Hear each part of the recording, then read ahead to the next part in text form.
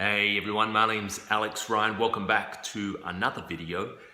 Today's video, we're going to be looking at importing from China and bringing in your first product, and more specifically on the size of your product. If you're just starting out, you want to bring in something small, because not only is bringing something small cheaper in terms of shipping it from China to your place, but also in terms of shipping it out to your customers.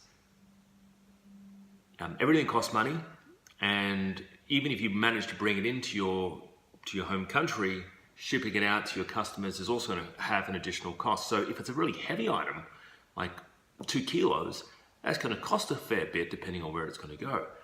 But if it's something small, it's something worth your while, which means has a good margin, then that is probably a good product to get started with. If you're using Amazon FBA, there is other options as well. Some Amazon sellers prefer not to actually use Amazon FBA for whatever reason. They've got their own choices.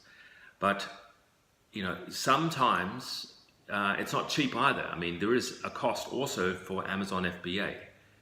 It is relatively inexpensive in terms of hiring your own warehouse or finding another 3PL, because the prices differ, but Amazon FBA isn't cheap. So these are little things to consider. So your first product that you import from China, make sure it's a lightweight product, especially if you're new to the game. Make sure it's a lightweight product, something that is lightweight, but also something that has a good enough margin for it to be worth your while. Because don't think, it's not just profit, it's also it's your time as well that you're going out, that you're doing the research. You need to be rewarded for that.